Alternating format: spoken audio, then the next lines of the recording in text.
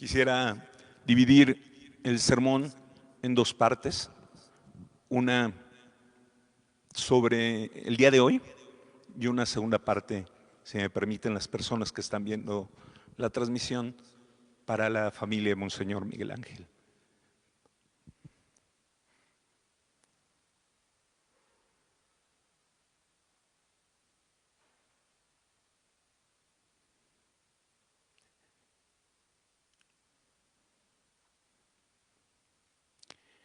Hoy celebramos a un santo que me gustaría compartirle su vida. Me parece uno de los santos más interesantes. Nosotros sabemos que, la adoración solo se la damos a Dios. Después damos una veneración especial a Santa María. Para nosotros la Virgen es el ser más santo que ha existido, después de Dios, por supuesto. Santa María y después San José. Luego, entre los santos, veneramos a los apóstoles. Después, a 8 que llamamos padres de la iglesia. Después de esos, veneramos a un grupo que llamamos doctores de la iglesia. Son en torno a 30 hombres que su espiritualidad, su fe y su doctrina han sido pilares verdaderos de la doctrina católica. Hoy celebramos a uno de ellos, San Francisco de Sales. ¿Quién fue San Francisco de Sales? San Francisco de Sales vivió en torno al año 1500. Él nació en un castillo, era de una familia muy poderosa, en lo que es ahora la frontera entre Francia y Suiza, en los Alpes franceses.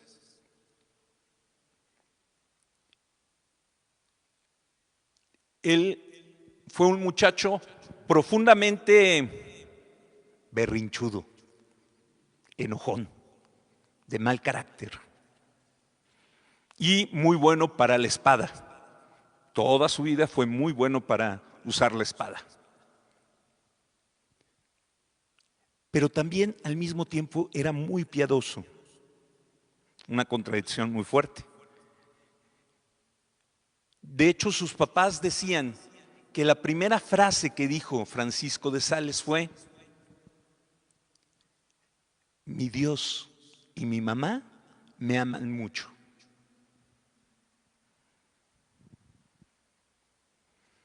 Cuando se formó y educó, se educó con los padres jesuitas. Ellos fueron introduciendo valores en el corazón de este joven, que poco a poco fue cambiando su carácter. Y esto es una enseñanza enorme. Hay gente que dice, yo no puedo cambiar. Eso es mentira. Ese es tu pretexto. Todos podemos ser la persona que anhelamos ser. Francisco de Sales, de ser un hombre agresivo desde niño, se volvió, dicen quienes lo conocieron, nadie ha habido más amable en este mundo después de Cristo que Francisco de Sales. Su amabilidad era tremenda, pero porque tomó la decisión de cambiar. Fue un muchacho con mucha cultura. Hizo 2 carreras al mismo tiempo, Derecho Civil y Derecho Eclesiástico, y se ordenó sacerdote. En cuanto se ordenó sacerdote, el obispo lo puso en cargos muy importantes. Era sobresaliente su inteligencia. Sin embargo, San Francisco de Sales no quería ser una persona que se dedicara solamente a las cuestiones eclesiásticas de oficina. Le pidió a su obispo ser misionero. En esa época, el calvinismo era una iglesia protestante muy dura. Cuando nosotros hablamos de la Inquisición y pensamos en la Inquisición, a veces nos meten ideas muy duras, cuando no tenemos idea de lo duros que eran los protestantes en la Inquisición. Terribles. O sea, cuando nosotros hablamos de las brujas de Salem, por ejemplo, las brujas de Salem que fueron quemadas no eran católicos, eran los protestantes los que los quemaron. Eran pastores protestantes los que hicieron esas cosas. Bueno, los calvinistas eran tan duros en estos aspectos que cuando a alguien lo encontraban, por ejemplo, en Navidad con un nacimiento, los quemaban vivos por herejes. Entonces, eran muy, muy duros. El obispo decidió mandarlo de misión a una pequeña ciudad, una ciudad hermosa, llena de ríos, pero también llena de protestantes, calvinistas. Annecy. La ciudad tenía 72,000 protestantes y cerca de 30 católicos. Y como la presión social y la forma de ser de los protestantes calvinistas era muy dura, cuando llegó a predicar, los primeros días, los protestantes trataron de matarlo. Salieron con espadas tratando de matar a Francisco de Sales. Lo que nunca tomaron en cuenta es que el padrecito sabía esgrima. Los desarmó a todos, les quitó las armas y les empezó a predicar. Sin embargo, él empezó a predicar en todas partes y nadie lo escuchaba. La gente ni siquiera, primero era un sacerdote católico, no querían saber nada de los católicos. Y dos, las consecuencias de escuchar a un sacerdote católico eran terribles. La gente se encerraba cuando lo veían. San Francisco de Sales no tuvo miedo y se decidió a evangelizar y pensó, ¿cómo lo haré?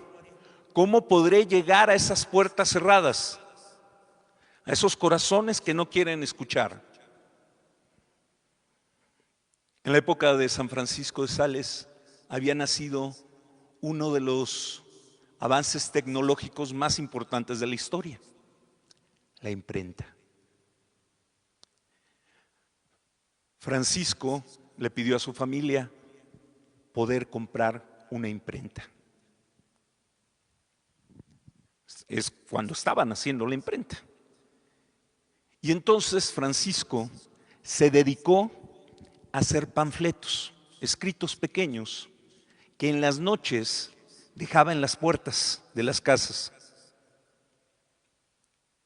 Todos los días escribía una reflexión y todos los días, casa por casa, en las noches, los dejaba debajo de las puertas. La cultura calvinista, algo que sí hace, además de gentes muy duras, gente que lee mucho. La gente empezó a leer los panfletos. Y después de unos meses hubo la primera conversión.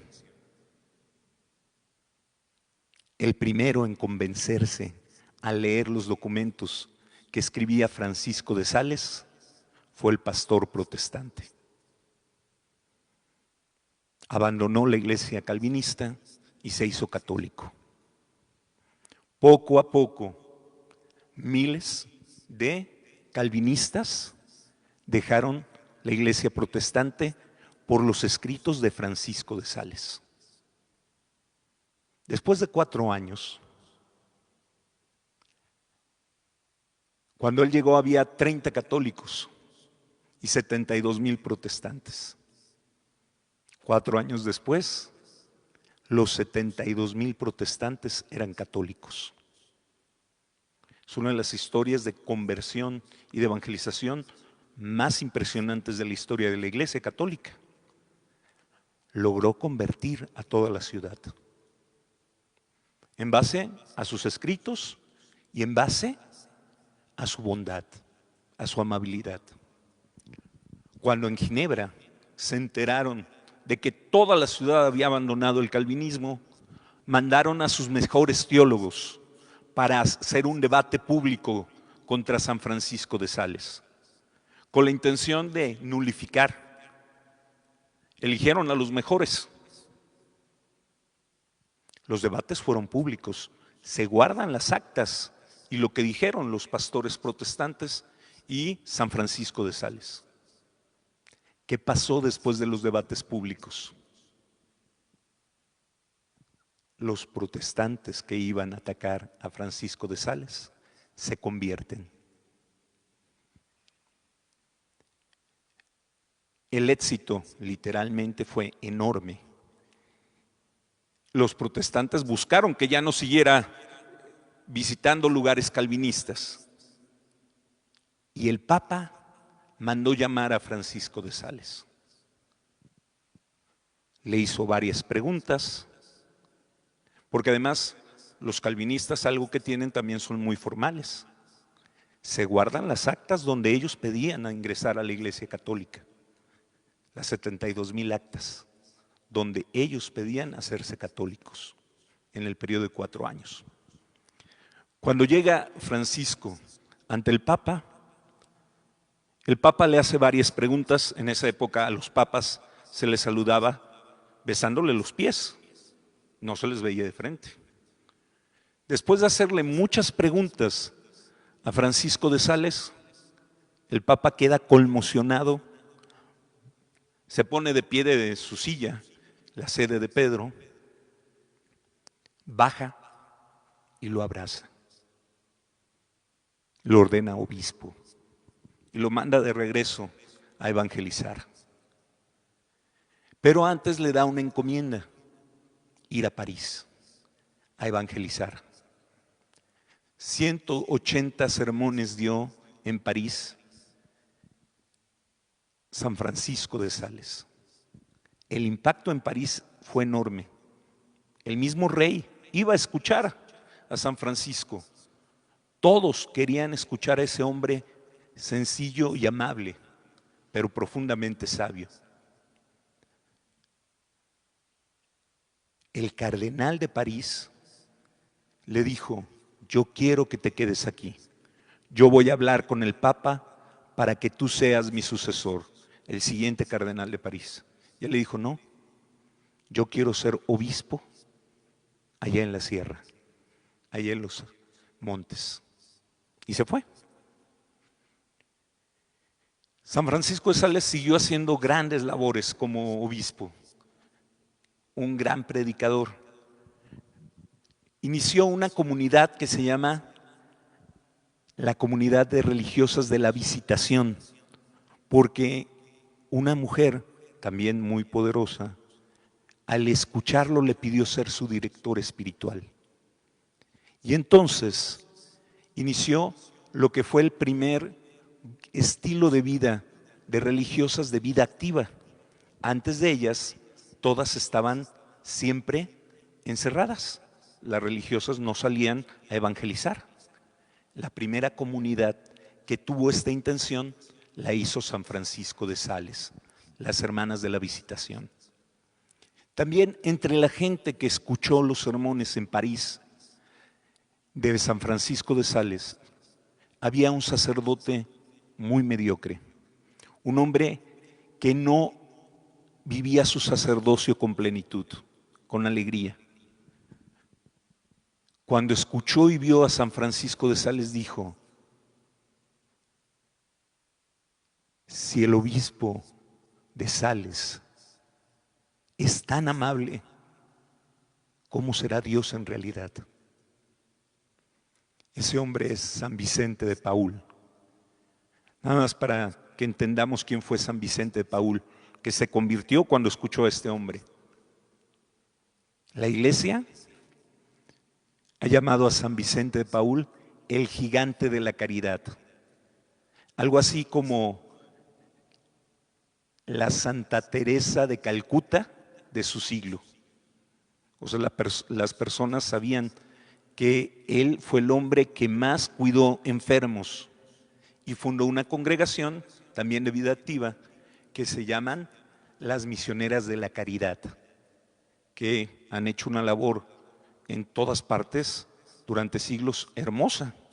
Cuando Benito Juárez persiguió a la iglesia, la única congregación de religiosas que no atacó fue a las Hermanas de la Caridad por su obra social.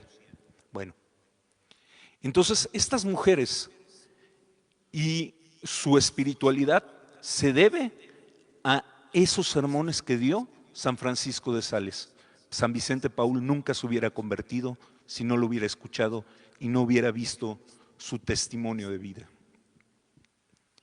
San Francisco de Sales después juntó todos esos sermones que dio en las casas y los adaptó como un libro para que las mujeres, había muchos libros para hombres de teología, para las mujeres que quisieran vivir una vida espiritual muy profunda, pudieran hacerlo.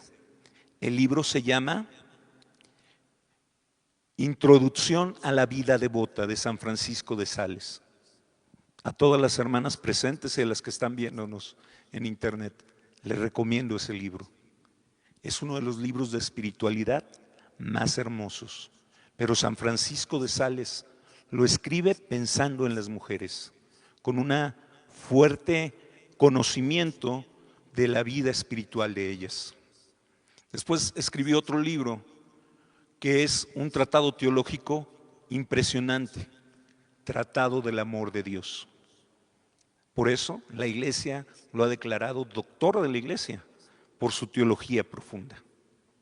Hoy celebramos a un hombre que fue intrépido, que cambió su carácter.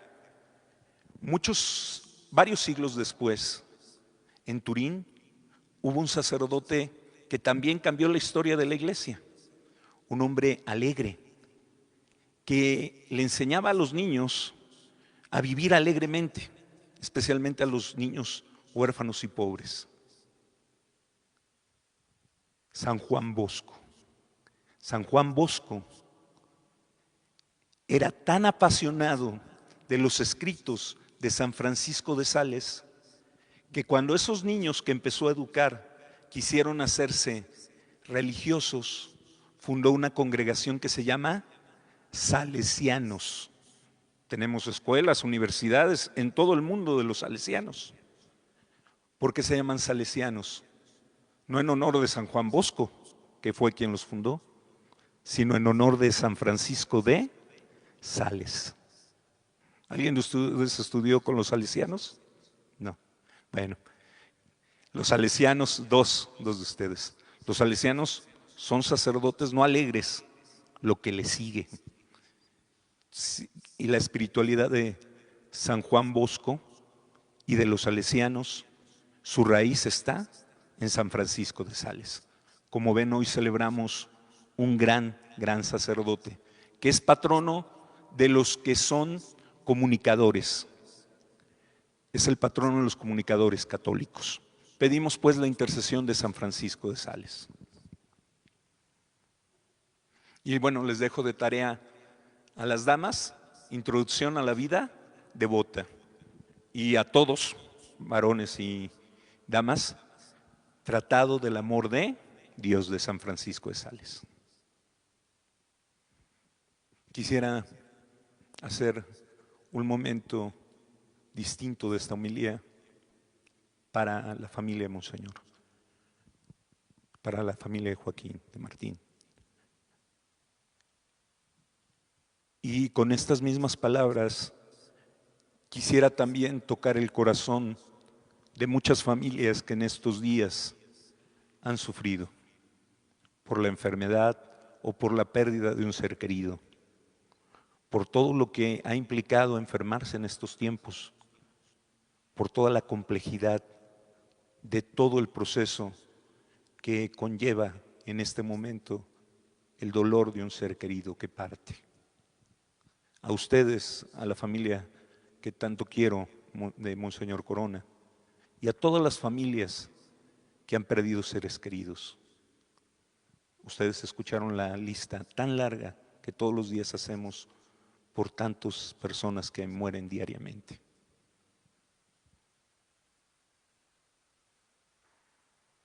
En nuestro dolor, en nuestro sufrimiento, en estos momentos difíciles en que le decimos a Dios, a 3 hermanos. Nuestro corazón puede estar profundamente herido, desgarrado internamente.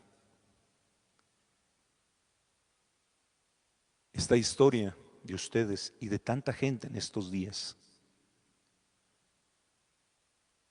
sentimos que la oscuridad vence. Y lo primero que te quiero decir es, no es así. La primera lectura que leímos hoy, que es la segunda lectura del día de hoy, San Pablo nos decía, recuerden, esta vida es transitoria. Esta vida no es la verdadera. Hay una vida más allá. Y más allá del sol, tenemos un hogar donde todo brilla y donde todo es amor. Tus hermanos, nuestros seres queridos que han fallecido, viven una realidad distinta. Por supuesto, todos nos sentimos conmocionados, todos nos sentimos heridos en este momento. Y solo nos queda el consuelo de un Dios que ha muerto por nosotros.